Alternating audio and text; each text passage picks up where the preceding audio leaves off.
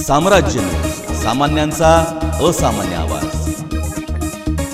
कोरोनासारख्या महामारीच्या दुसऱ्या लाटेने सर्वसामान्यांचे आरोग्य धोक्यात आले आहे।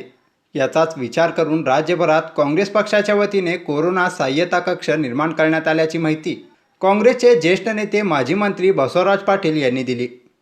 दिवसेंदिवस कोरोनासारख्या महामारीने सर्वसामान्य लोकांना जगणे मुश्किल झाले आहे। अशा महामारीच्या काळात देखील आघाडी सरकारच्या माध्यमातून रुग्णांकरिता ऑक्सिजन, रेमडेसिवीर इंजेक्शन आणि मुबलक प्रमाणात बेड उपलब्ध करून देण्याचा प्रयत्न केला जात आहे।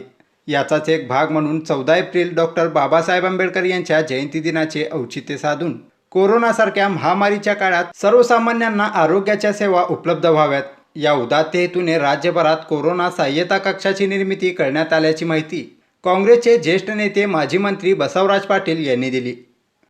आणि याच्यावर आता उपाययोजना, काही निर्बंध आणि लॉकडाऊन म्हणजे समाजातल्या प्रत्येक घटकाला या बाबतीतून कशी मदतही करता येईल आणि कोरोनाला सुद्धा कसा आळा घालता येईल, या दोन्ही गोष्टी समन्वयानं विचार करून शासन याच्यामध्ये निर्णय घेतलेला आपल्याला माहिती आहे की मुख्यमंत्र्यांनी आणि महाविकास आघाडीच्या सरकारने, या सगळ्या आमच्या मंत्री महोदयांनी वेळोवेळी या वैद्यकीय क्षेत्रामध्ये काम करणाऱ्या आमच्या सगळ्या लोकांचा सल्ला घेतला।